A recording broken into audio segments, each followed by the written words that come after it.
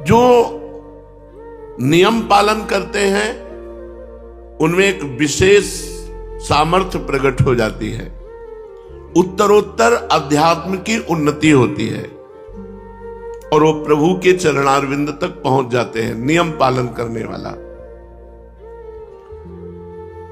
किंतु जो नियम का पालन नहीं कर पाते हैं तो उनको काम क्रोध आदि परास्त कर देते हैं। बहुत पॉइंट की बात है, जो नियम निष्ठ नहीं होते उन्हें काम क्रोध आदि परास्त कर देते हैं। अपनी दिनचर्या की फिर मौज मस्ती, तो इन्हें काम क्रोध आदि इनको परास्त कर देंगे। ये सब मरे हुए हैं, जिनके मन में भागवती का उत्साह नहीं, भजन का उत्साह नहीं, भगवत चर्चा सुनने की अंदर तृष्णा नहीं, वो मरा हुआ जीवन है। जिन हरि भगति हृदय नहीं आनी, जीवित सौ समान ते प्राणी। वो मुर्दे के समान है जिसके हृदय में भगवान की भक्ति नहीं। जो संकीर्तन को विघ्न रूप समझ रहे थे, यार रात भर ऐसा होता है, जहां भागवतिक नियम होता है वहां द्वेष पैदा हो जाता है। उन लोगों के हृदय में जो विषय होते हैं, द्वेष स्वाभाविक प्रकट हो जाता है, ये प्रकृति है। बहुत से शत्रु भाव रखने लगे महाप्रभु के प्रति। ये कीर्तन बंद होना चाहिए। वैष्णवों को देखते ही रुद्र दृष्टि से, जहां शाम हुई ढोल मंजीर आदि लेकर वैष्णव जन एकत्रित होने लगे श्रीवास के घर में, तो जो विद्वेषी थे उनके हृदय में जलन पैदा हुई कि किसी तरह कीर्तन बंद होना चाहिए। अब ऐसे लोग संकीर्तन का विरुद्ध प्रचार करने लगे और भगवान की इस प्रकृति में सबको सपोर्ट मिलता है, सबको। देखो, देश रक्षा के लिए प्राण समर्पित करने वाले राष्ट्र सैनिक बनने का उत्साह रखते हैं, तो आतंकवाद में भी प्राण समर्पित करने वाले हैं, उनकी भी फौज है। ये प्रकृति ऐसी है कि सबका सपोर्ट कर देती है। अब वो लोग शुरू हुए कि अरे पूरी रात भर न जाने क्या क्या होता है श्रीवास के घर में। शाम से भक्तजन ही अंदर जाते थे और वहां प्रचार प्रसार होने लगा, क्या क्या होता है, विरुद्ध प्रचार। संकीर्तन को बंद कराने के लिए बुरे बुरे भाव प्रकाशित किए गए। सब कुछ होता है वहां, बुरे बुरे भाव प्रकाशित हुए। नियम, प्राण चाहे चला जाए, तभी कहा अद्यैव वा मरणमस्तु युगांतरे वा, आज मरूं या हजारों वर्ष बाद मरूं, इसकी कोई परवाह नहीं, नियम नहीं टूटने वाला। अब वो बुरे बुरे प्रचार प्रसार करने लगे। जो दुष्ट स्वभाव के लोग होते हैं उनको दुष्टता करने में मजा आता है। दूसरे की बुराई करने वाले को अगला जन्म चमगादड़ का मिलता है, उल्टा टंगा रहता है। पर उनको बुराई करने में ऐसा लगता है जैसे राष्ट्रपति पद मिल रहा हो, चार लोग सुनने वाले हो और उनको बुराई करने का अवसर मिले तो इतने खुश होते हैं मानो नृपति बन गए हो। वो दुष्ट स्वभाव के लोग, कीर्तन बंद होना चाहिए। एक पार्टी तैयार हो गई दुष्टों की, बताया ना, सपोर्ट सबका प्रकृति कर देती है। अभी आप कोई विरुद्ध भाव प्रकाशित कीजिए तो आपको सैकड़ों मिल जाएंगे सपोर्ट करने वाले, और सद्भाव प्रकाशित करो तो उसके भी है। प्रकृति सबको सपोर्ट कर देती है। और ये पता नहीं कि भगवान के भक्तों का विरोध करने से उनकी भक्ति में और प्रकाश होता है और रंग आता है। दुष्टों को पता नहीं होता, दुष्टों को लगता है मैं विरोध करूंगा तो इनका अपयश होगा, इनकी हानि होगी। तो कई बार सत्संग में बताया है कि दुष्ट रूपी डंडा के ऊपर भक्त रूपी झंडा फहराता है। अगर मीरा जी के देवर ने प्रतिकूलता न प्रकट की होती तो मीरा जी की महान भक्ति का हम लोग अनुभव न कर पाते। अगर प्रहलाद जी के पिता हिरण्यकश्यप ने विरोध प्रकट न किया होता तो प्रहलाद जी की भक्ति का प्रकाश हम लोग नहीं समझ पाते। संकीर्तन के विरुद्ध प्रचार होने लगा, संकीर्तन बंद होना चाहिए, यहां बुरे बुरे काम होते हैं, ऐसा प्रचार होने लगा। कोई जड़मूल नहीं है, प्रचार शुरू। दुष्ट स्वभाव के नरकगामी अधोगति को प्राप्त होने वाले लोगों की पार्टी बन गई। ये अपने आचरण और भावों के द्वारा ही अपना सर्वनाश कर लेते हैं। भक्तों का विरोध करने का मतलब है पहाड़ में अपनी खोपड़ी फोड़ना। पहाड़ का कुछ नहीं बिगड़ता, तुम्हारा ही माथा चकनाचूर हो जाएगा। भक्त भगवान के भरोसे होता है। अरे जमाने जोर लगा ले, कितना जोर लगाएगा, भक्त और भगवान का झंडा कभी न झुकने पाएगा। क्या क्या नहीं किया हिरण्यकश्यप ने प्रहलाद जी पर कुछ उनकी भक्ति पे आंच आई क्या? विरोधियों के विरोध का और मंगल स्वरूप प्रकट हुआ। क्या मंगल स्वरूप? महाप्रभु को जोश आ गया। भक्तों को भयभीत देख करके महाप्रभु के हृदय में विश्वव्यापी संकीर्तन को फैलाने का, नहीं तो हो सकता था कि कई वर्षों चलता रहता दरवाजा बंद करके कीर्तन, लेकिन कीर्तन के विरोध ने कीर्तन को विश्वव्यापी बना दिया। दुष्ट पुरुषों के विरोध से महापुरुषों का बड़ा कार्य हो जाता है। ये दुष्ट जन जो है, विरोधी जन जो है, अभक्त जन जो है, उनके चरणों में प्रणाम है। ये भक्ति को, नियम निष्ठा को प्रकाशित करने वाले हैं। भक्तों को अगर किसी ने प्रकाशित किया तो भक्ति विरोधी आचरण वाले दुष्टों ने प्रकाशित किया। बलिहारी है उन दुष्टों की जिन्होंने ऐसे महान भक्तों को प्रकाशित कर दिया कि हम जान पाए कि इतनी क्षमता के महापुरुष है। भक्तजन और आनंदित होते हैं जब विरोध होता है। देखते हैं श्री जी क्या करते हैं, देखते हैं प्रभु क्या करते हैं। इनका कोई मंगल विधान है और जब परिणाम निकल के आता है तो परम मंगल विधान। देखो यहां कीर्तन का विरोध, भारी विरोध शुरू हो गया। संकीर्तन विरोधियों ने संकीर्तन की पहले निंदा की, फिर रोकने का उपाय सब मिलकर सोचा कि क्या उपाय हो सकता है कीर्तन बंद हो जाए। संकीर्तन के विरुद्ध निंदा करना और ये उपाय सोचना किस तरह से इन भक्तों को भय प्राप्त हो जाए और ये कीर्तन बंद कर दे। महाप्रभु को इसकी कोई परवाह नहीं। श्री कृष्ण संकीर्तन में सदा संलग्न रहने लगे। सैकड़ों लोग विरोधी हो गए कीर्तन के। रात्रि भर संकीर्तन होता, भक्तगण जोर से हरि बोल की ध्वनि करते। आसपास के लोग दुष्टों के संग में हो गए क्योंकि नींद नहीं, नींद में दखल पड़ता। भांति भांति से कीर्तन के विरुद्ध भाव फैलाने लगे। कोई कहता ये लोग रात्रि भर ढोल पीटते हैं, चिल्लाते हैं, नींद नहीं आती, सोना हराम कर दिया। कोई कहता है योग तपस्या ज्ञान तो कुछ जानते नहीं है, इकट्ठे हो गए और चिल्लाते हैं। चिल्लाना ही ये भक्ति समझते हैं। कोई बीच में कहता जी पूरी हत्या की जड़ तो ये श्री बासुर है, ये भीख की रोटी खाता है और रात्रि भर अपने घर में कीर्तन कराता है, पूरा मोहल्ला परेशान है। 10-20 लोग ऐसे बैठ गए, कीर्तन का आनंद नहीं ले रहे, निंदा कर रहे हैं बैठकर, कीर्तन का विरोध की भावना। अब ये प्रचार प्रसार आपस में निंदा स्तुति का होते होते काजी के पास पहुंचा।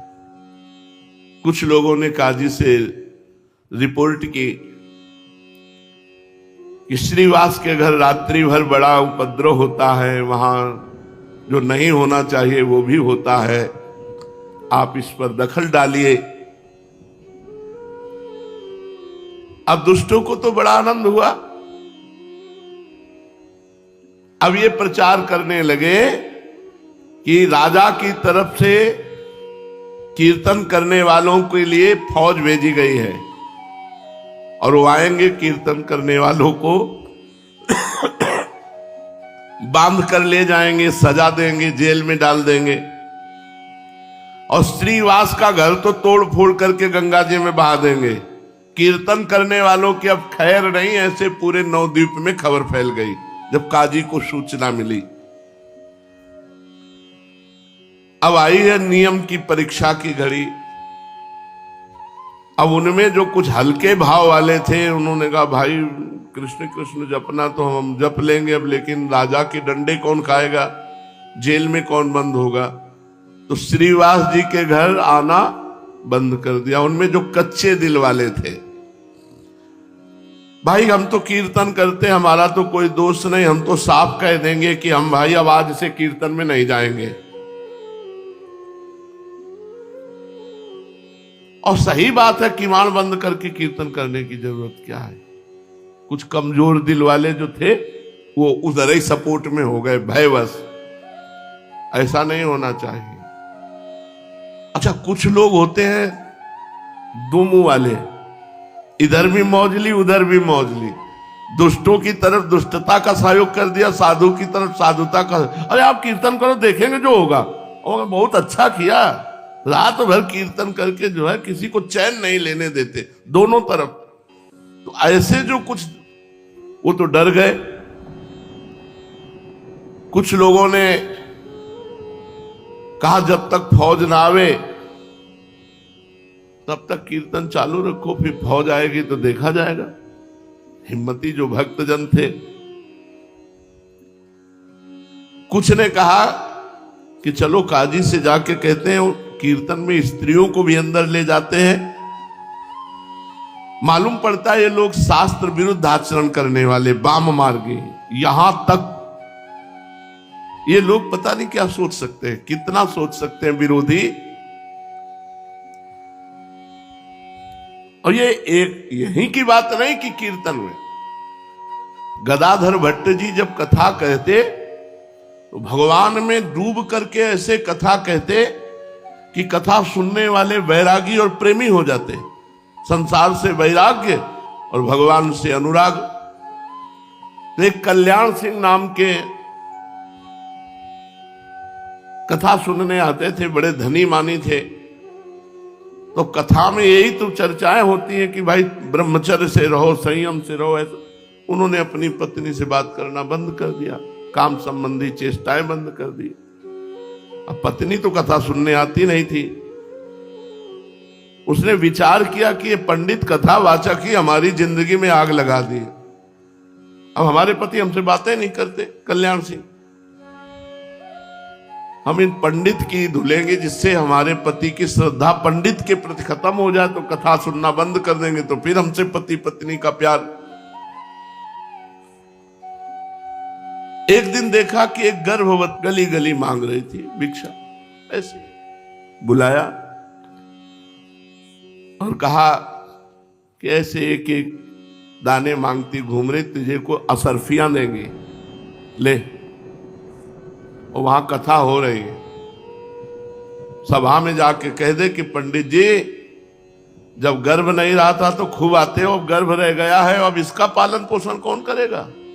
बस इतना तुझे कहना है, जितना पैसा कहेगी उतना देंगे। और वो टुकड़े टुकड़े भीख मांगने वाली, उसके लिए क्या कहने, वो तो निर्लज्ज थी। उसने असरफियां ली और पहुंची कथा में। पंडित जी, तो अब जैसे कथा में पंडित कोई स्त्री पहुंच जाए तो सब, जब ये नहीं था तो खूब आते थे, अब जब ये हो गया तो तुम्हारा आना बंद हो गया, इसका पालन पोषण कौन करेगा। वो भी बड़े मौजियल। उन्होंने कहा तू चिंता मत कर, बैठ, इसका भी पालन पोषण होगा, जिसने दिया है वह उसका पालन पोषण भी करेगा। अब तो खुशखुशी होने लगी आपस में। यार हम कहते थे पाखंडी है, कोई कहता नहीं यार बहुत सही महात्मा है ये। कुछ सदविचार कुछ असद विचार, जो निष्ठावान थे उन्होंने कहा आपने झूठ ऐसा क्यों आरोप किया। और गदाधर भट्ट जी एकदम बिल्कुल समान भाव में, मान अपमान में समान स्थिति रखने वाले महापुरुष। उनमें से एक बहुत समर्पित थे, उन्होंने इशारे से पीछे बुलाया ऐसे। तो कल्याण सिंह जी महाराज वहां कथा में बैठे हुए थे। उनका सच्ची बता, कभी जानती इनको तू? और उसने जब देखा कि कई लोग आ गए मारी डालेंगे, तो उसने कहा हम बिल्कुल नहीं जानती, हमको तो पैसा मिला है कहने के लिए। बोले चल सभा में कह चल कर, हजारों की श्रद्धा नष्ट हो रही, किसने तुझे पैसा दिया? तो कहा कोई कल्याण सिंह है, उनकी पत्नी ने हमको दिया पैसा की सभा में बोल। जब वो सभा में बुलवाया, कल्याण सिंह को समझाया गदाधर भट्ट ने कि वो अपनी काम पीड़ा के कारण ऐसा करे, उसका ना त्याग करो ना उसको दंड दो। तो जो भागवतिक उत्साह होते हैं उनमें माया अपना प्रभाव डालती है।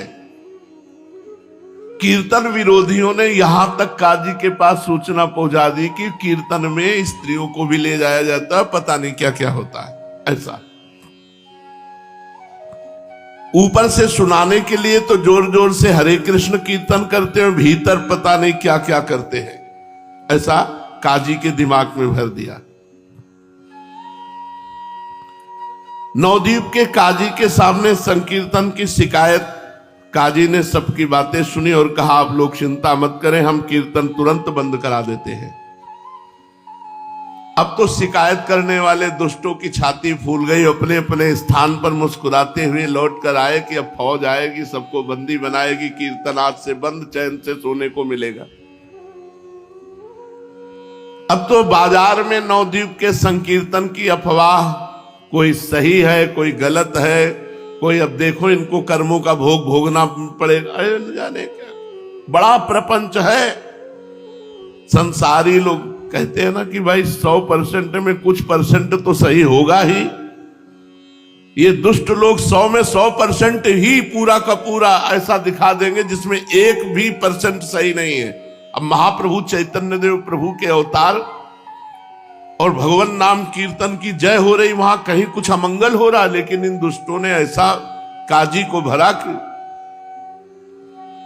कोई कहता अजी ये जोर जोर से हल्ला मचा रहे थे, भगवान नाराज हो गए, अब इनको दंड मिलेगा, बढ़िया है बढ़िया है, ऐसा लोग कहने लगे। कोई कहता अरे कहो तो अभी विरोध हो गया, नहीं आगे अकाल पड़ जाता, ऐसे ऐसे भी लोग। ये पूरी रात जो हल्ला मचाते हैं, भगवान नाराज होकर अकाल पैदा कर देते, ये तो अच्छा हुआ विरोध हो गया। भगवान नाम कीर्तन से, नाम संकीर्तनम यस्य सर्व पाप प्रणाशनम। घट घट व्यापी अंतर्यामी, भगवान सब जानते हैं, तुम लोगों का मुख बंद कर देंगे। जो अच्छे हृदय वाले थे वो कहते भगवान सर्वांतर्यामी, वो सब जानते हैं, तुम लोग जो अफवाह उड़ा रहे हो, तुम लोगों का अच्छी तरह मुख बंद कर देंगे भगवान। उसी समय कोई हृदय की जलन मिटाने के लिए द्वेष बुद्धि से कहता भैया ये 2-4 दिन के अब ढोल नगाड़े हैं, ये सब बंद हो जाएंगे, अब काजी नाराज हो गया है। श्रीवास पंडित ने भी ये सब बातें सुनी। अब उनके मन में भय उत्पन्न हुआ, और गौड़ देश का राजा मुसलमानी था, बादशाह, हिंदू धर्म का विरोधी यवन, उनका हो सकता है वो हमारे धर्म को जानता नहीं है और उसका विरोध करके ये सब कर सकता है, राजा है। और हिंदू जनों ने ही जाकर के विरोध भाव शिकायत की, तो जरूर हो सकता है ऐसा। श्रीवास जी के मन में भय सताया।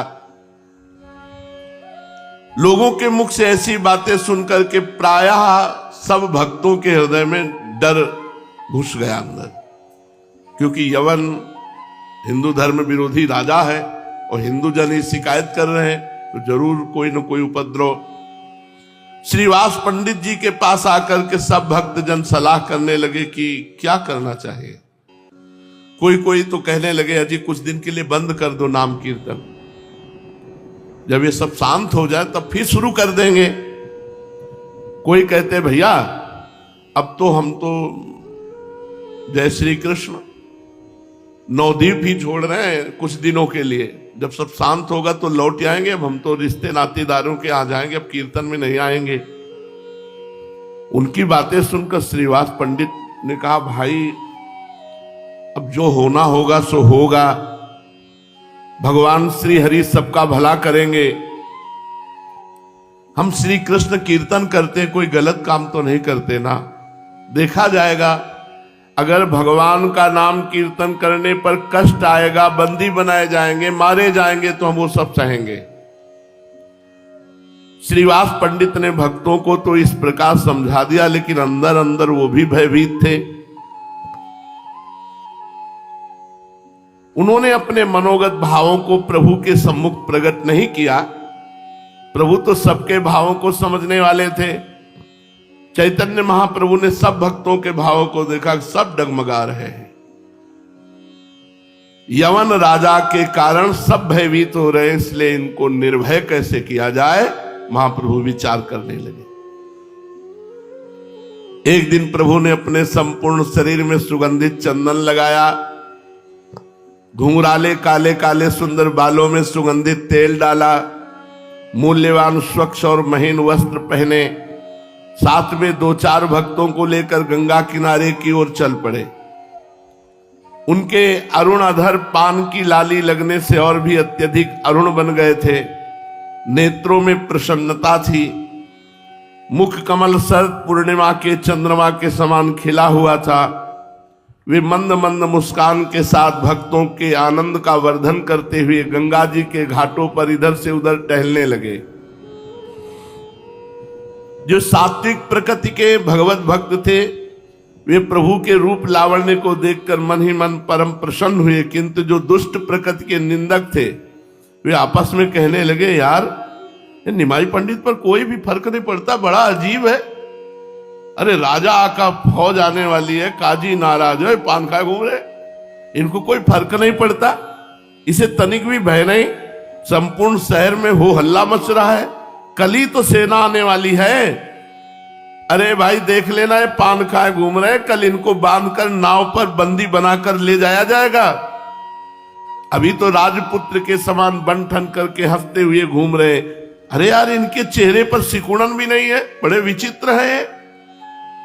कोई कोई कहता अजी सब बातें झूठी हैं, कोई फौज वौज नहीं आ रही, कोई नाव नहीं आ रही, कोई सैनिक नहीं आ रहे, ये सब केवल अफवाह उड़ाई गई है।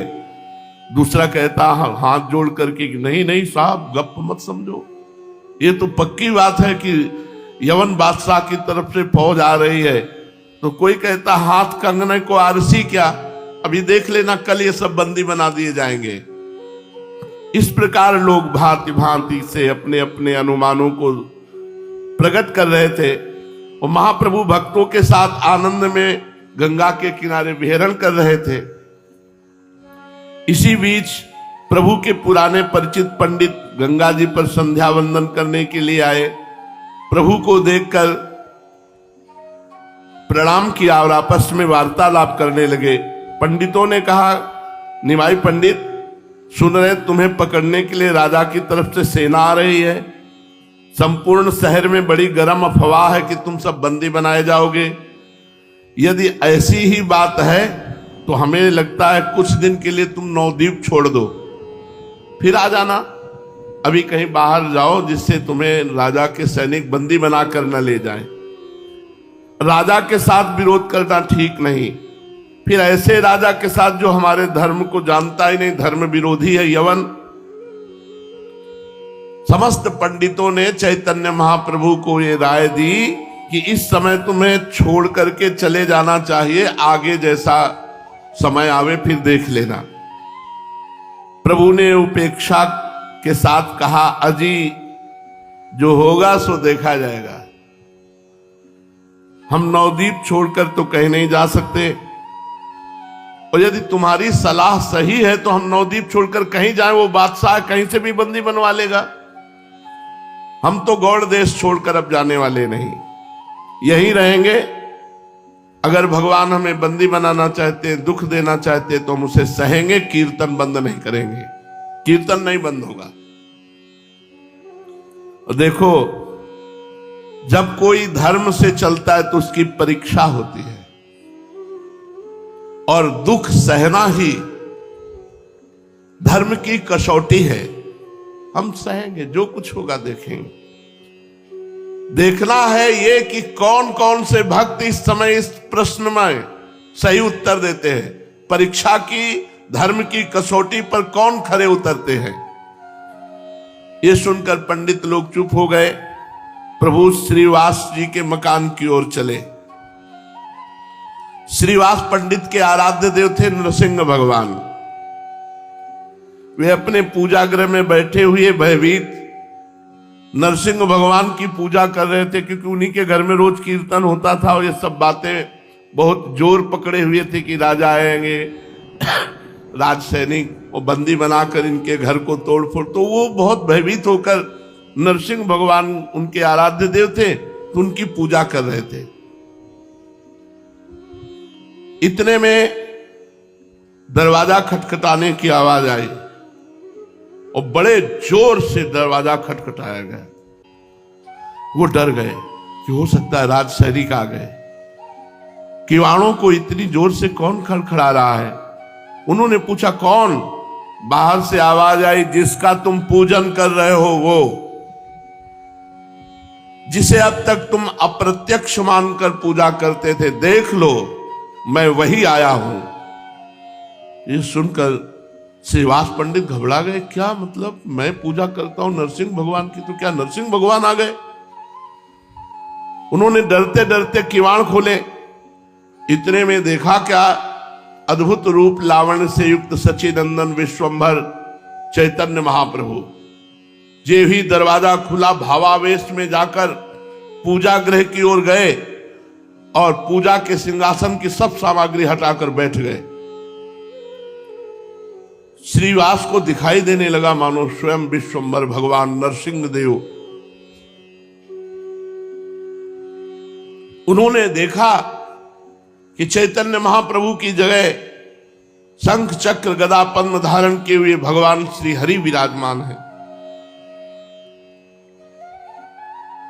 गले में वैजंती माला और मत्त सिंह की भांति हुंकार कर रहे हैं। श्रीवास भयभीत हो गए महाप्रभु के ऐसे सुंदर रूप को देखकर। भगवान के सिंहासन पर बैठ करके चैतन्य महाप्रभु हुंकार करने लगे जैसे नरसिंह भगवान। और कहा, श्रीवास डरना नहीं, तुमने अभी मेरी सामर्थ्य को नहीं देखा। अद्वैताचार्य हमारी परीक्षा के निमित्त शांतिपुर चले गए हैं। मैं तुम्हें आश्वासन देता हूं कि तुम्हें कोई भय नहीं होगा। आज के बाद तुम अपना भय निकाल दो। मैं एक एक दुष्ट का विनाश करने की सामर्थ्य रखता हूं, लेकिन दुष्ट का विनाश करने नहीं आया, दुष्टता का विनाश करने आया हूं। दुष्टों को नहीं मारूंगा, उनकी दुष्टता को रौंद दूंगा। कोई पैदा ही नहीं हुआ विश्व में कि भगवान नाम कीर्तन करने वाले को कष्ट पहुंचा सके। महाप्रभु भावावेश में, नरसिंह देव के भाव में श्रीवास से ऐसी बात कह रहे। कोई पैदा ही नहीं हुआ संसार में जो नाम कीर्तन करने वालों को कष्ट दे सके। तुम घबराओ नहीं, शांत चित्त से हमारी स्तुति करो। और प्रभु शांत होकर बैठ गए। श्रीवास प्रेम विभल होकर गदगद कंठ से हाथ जोड़ करके गए और प्रणाम किया। और नौमीड्यते ब्रवपुषे तडिदंबराय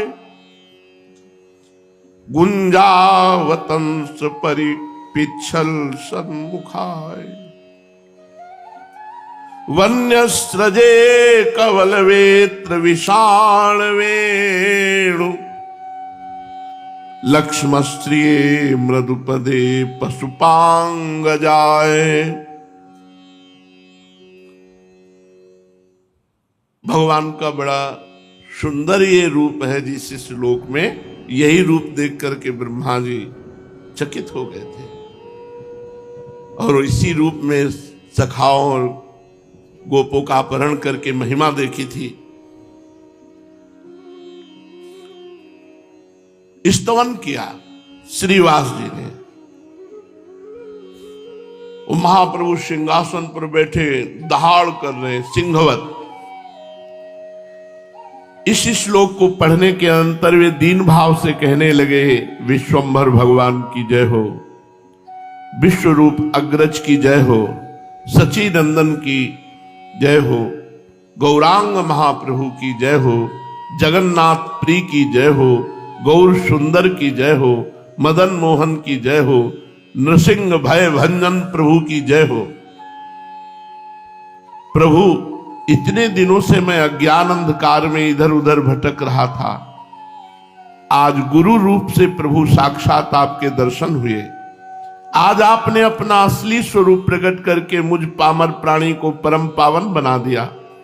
आप ही ब्रह्मा हैं, आप ही विष्णु हैं, आप ही शिव हैं, सृष्टि के आदि कारण आप ही है, आपकी जय हो।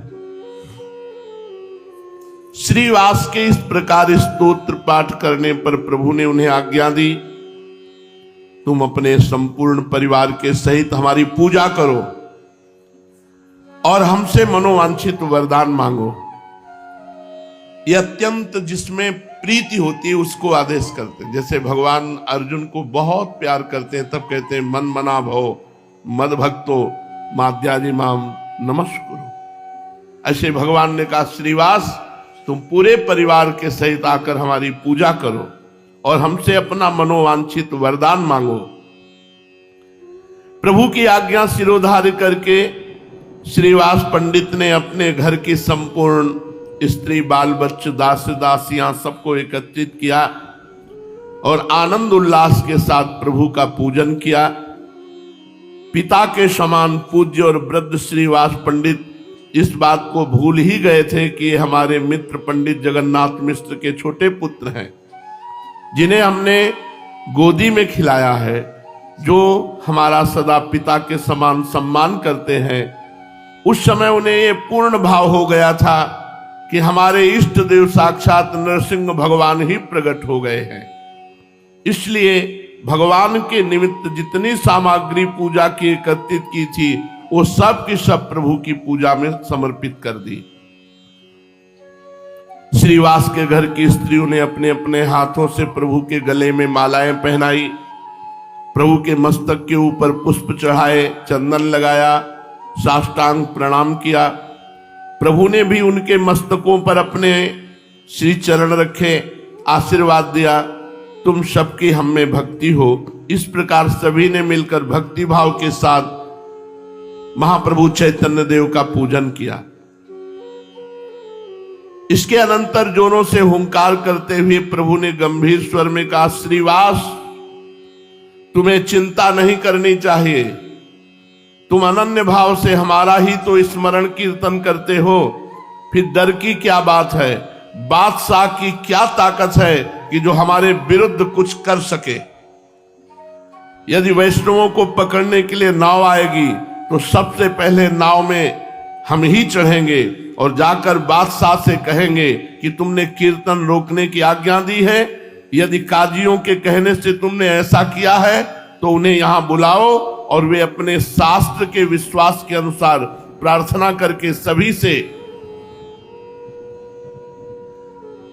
क्षमा याचना करें। कीर्तन बंद करने की, जो गलती करने की भावना की है, नहीं तो हम हिंदू यवन पशु पक्षी सबसे कृष्ण कृष्ण बुलवा कर दिखाते हैं। तुम अगर सामर्थ्य रखते हो तो बुलवाओ दो चार लोगों से अपने इष्ट का नाम, नहीं तो हम बुलवा के दिखाते पशु पक्षी यवन सबसे। इस प्रकार सभी जीवों के मुख से श्री कृष्ण कीर्तन कराकर हम संकीर्तन का महत्व प्रकाशित करेंगे। यवनों से भी कृष्ण कहलाएंगे, यदि इतने पर नहीं मानेंगे तो सुदर्शन चक्र से संहार कर देंगे, तुम्हें डरने की जरूरत नहीं, तुम किसी बात की चिंता मत करो। ये केवल प्रभु श्रीवास से ही नहीं कह रहे, ये सबके लिए कह रहे हैं कि भगवान नाम, जब भगवान नाम कीर्तन कर रहे हो तो किसी से डरने की जरूरत नहीं है। नाम वाणी जहां श्याम श्यामा तहां, नाम सुमिरन कर रहे तो भगवान है। मुख में है राम नाम, राम तेरे हाथ में, बंदे तू अकेला नहीं, राम तेरे साथ में। नाम चल रहा है तो भगवान हमारे साथ है, डरने की बात नहीं। हम तुम्हें अभी बताते हैं कि यह सब किस प्रकार हो सकेगा। इतना कहकर प्रभु ने श्रीवास पंडित की भतीजी को अपने पास बुलाया और उसका नाम नारायणी था। उसकी अवस्था लगभग 4 वर्ष की होगी। प्रभु ने उसे अपने पास बुलाकर कहा, बेटी तुम श्री कृष्ण प्रेम में उन्मत्त होकर रुदन करो। बस इतना कहना था कि 4 वर्ष की बालिका श्री कृष्ण प्रेम में मूर्छित होकर गिर पड़ी और जोर से हा कृष्ण कहकर रुदन करने लगी। उसके इस प्रकार रुदन को सुनकर सभी स्त्री पुरुष आश्चर्य सागर में गोते खाने लगे। सभी की आंखों से आंसू बहने लगे। हंसते हंसते महाप्रभु ने कहा, इसी प्रकार हम सबसे कृष्ण कीर्तन कराएंगे, तुम्हें डरने की जरूरत नहीं। इस प्रकार श्रीवास को आश्वासन देकर प्रभु मूर्छित होकर पृथ्वी पर गिर पड़े और बहुत देर के बाद प्रभु को होश आया। होश में आने पर आप आश्चर्य के साथ इधर उधर देखने लगे और बोले, श्रीवास जी मैं यहां कैसे आ गया?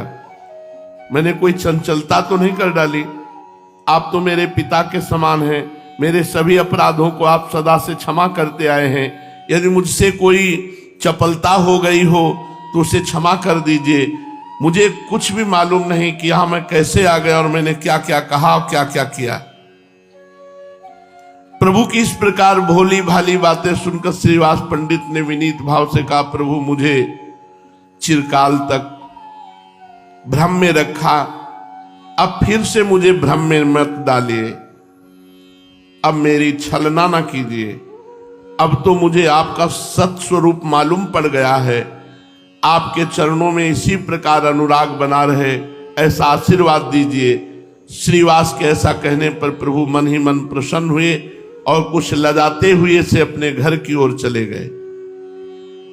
आवेश उसे कहते हैं किसी एक अन्य शरीर में किसी भिन्न शरीरों के गुणों का कुछ काल के लिए आवेश हो जाए।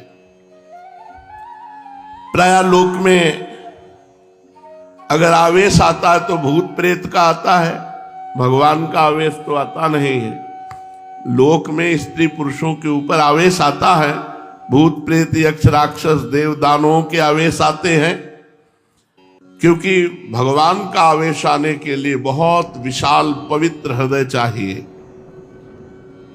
जो जैसी स्थिति का होता है उसके ऊपर वैसा ही आवेश होता है। देवताओं का आवेश सात्विक प्रकृति के लोगों के ऊपर आवेगा, यक्ष राक्षसों का आवेश राजसिक प्रकृति के शरीरों में प्रकट होगा, और जो घोर तामसिक प्रकृति के पुरुष है उनके शरीरों में भूत पिशाचों का आवेश आता है। सभी के शरीरों में आवेश हो ये बात नहीं, कभी किसी बिरले ही शरीर में आवेश हुआ देखा जाता है। वो क्यों होता है, किस प्रकार होता है, इसका कोई निश्चित नियम नहीं। जिस देव दानव अथवा भूत पिशाच ने जिस शरीर को अपने उपयुक्त समझ लिया उसी में प्रवेश करके अपने भावों को व्यक्त करता है, नाम जापक के ऊपर नहीं आएगा। एक बार हम एक आश्रम में खंडहर था जंगल में गंगा के किनारे, तो वहां में रोका गया कि यहां मत सोना, यहां भूत रहते हैं। हमारा जिद्दी स्वभाव था, जहां रोक दिया जाता था वहां रुकते नहीं थे, देखते थे क्या होगा। तो एक इतनी छोटी सी टार्च और दुप दुप वाली घड़ी, ये 2 चीज जरूर रखते थे। तो टार्च रास्ता देखने के लिए, घड़ी समय देखने के लिए कि कितना हो गया। आराम से जाकर के वहां आसन लगाया और लेट गए खंडहर में। कोई भय नहीं रहता था क्योंकि खूब गंगा जी की कृपा थी। गंगा जी की कृपा से भय नाम की चीज नहीं रह गई थी, क्योंकि कदम कदम पे स्मशान लाशें सब तो सब दिमाग में रम गया था। और गंगा किनारे रहते थे इसलिए कोई भय नहीं रह गया था। उन लोगों ने रोका और वो आश्रम में रुके हुए थे, वहां कोई नहीं टिकता था। वहां जाके आसन लगाया, वहां भूत था। रात्रि के 9 बजे जो ही आसन लगाया और लेटे, ते ही हमारे ऊपर ऐसे जैसे बहुत वजनदार जांघें जिसकी हो, हमारे ऊपर ऐसे चढ़ गया। खूब हम चेतना, कोई सो नहीं रहे थे। ऐसे हाथ किया तो पीछे से जटाएं उस समय भी थी, उस समय तो और घनीभूत जटाएं थी, तो पीछे से हमारी जटा पकड़ ली। ये सब जागृत में हो रहा था। 9 बजे थे शाम के, पर मंत्र चल रहा था। फिर एकदम खाली उठे, हम कहा नहीं, ये हमारा भ्रम है, ऐसा नहीं हो सकता कि हम नाम जप कर। तो पवित्र प्रेत भी होते हैं, जैसे भाई जी से हनुमान प्रसाद पोद्दार जी के सामने प्रकट हुए पारसी, तो कहा कि आप डरना मत। तो उनका मैं डरूंगा क्यों? बोले मैं प्रेत हूं। तो भाई जी को कुछ ऐसा लगा कि प्रेत सामने खड़े थे, तो उनका मैं आपके पास उद्धार कराने के लिए आया हूं। तो भाई जी ने कहा मैं गीता पाठ करके आया। तो बोले हमें गीता कंठस्थ है। वो प्रेत बोला मुझे गीता कंठस्थ है। तो कुछ प्रेत पवित्र प्रेत होते हैं, जिनसे चूक हो गई प्रेत बनते, तो वो अपवित्र प्रेत तो छू नहीं सकते। बाहर निकले, एक महुआ का पेड़ था, खड़े हुए हैं, नहीं प्रेत नहीं हो। फिर जाके लेट गए, बहुत जिद्दी स्वभाव। अब जाके लेटे तो छाती पे चढ़ के ऐसे श्वास रुकने लगी, इतना वजन एकदम ऐसे ऐसे। उस समय जो भगवान शिव का मंत्र चल रहा था, उसकी रफ्तार बढ़ाई, तुरंत फिर अलग। अब दोबारा हिम्मत नहीं करेगी, अपना आसन समेटा और जहां सब लोग लेटे थे वहां गए। तो बोले आ गए। हम कहा वहां प्रेत है? तो बोले बताया तो पहले था आपको। तो हम कहा हमें अनुभव करना था, वहां है, वहां है। तो ये जो प्रेत आदि हैं, ये कुछ बिगाड़ नहीं सकते यदि भगवान नाम चल रहा है, मंत्र चल रहा है।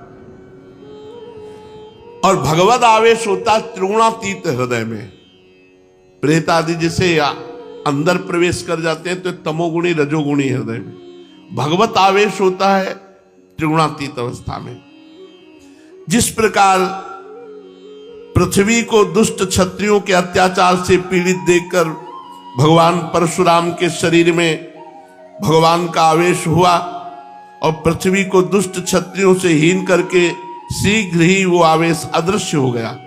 फिर परशुराम जी शुद्ध ऋषि बनकर आज तक भी महेंद्र पर्वत पर बैठकर तपस्या कर रहे हैं। इसी प्रकार आवेशावतार किसी विशेष कार्य की सिद्धि के निमित्त होता है, अधिक दिन तक ठहरता नहीं।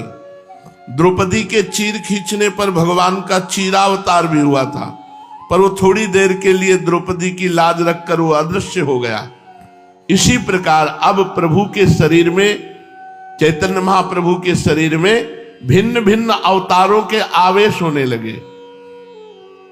जिस समय वो आवेश अवस्था में होते, उस समय उसी अवतार के गुणों के अनुसार वर्ताव करने लगते, और जब वो आवेश समाप्त हो जाता तब आप एक अमानी भक्त की भांति बहुत ही दीनता का वर्ताव करने लगते। भक्तों की चरण रज अपने मस्तक पर चढ़ाते, सबसे अधीर होकर पूछते, मुझे श्री कृष्ण प्रेम की प्राप्ति कब हो सकेगी। इनके जीवन में दो भिन्न भिन्न भाव प्रतीत होने लगे। भावावेश में तो भगवत भाव और साधारण भक्त भाव। जो इनके अंतरंग भक्त थे वे तो इनमें सर्वकाल में भगवत भावना ही रखते थे, और कितना भी ये दैन्यता प्रकट करते तो उनके भाव में परिवर्तन नहीं होता। किंतु जो साधारण थे वे संदेह में पड़ जाते कि ये बात क्या है। कोई कहता है साक्षात श्री कृष्ण ही है, कोई कहता न जाने किसी देवी देवता का आवेश होता है वो, कोई इन्हें तांत्रिक सिद्धि बताते। प्रभु के शरीर में कुछ श्री कृष्ण लीलाओं का भी भक्तों ने उदय देखा। कभी तो अक्रूर लीला करते, कभी गोपियों के विरह में रुदन करते। मुरारी गुप्त वराह भगवान के उपासक थे।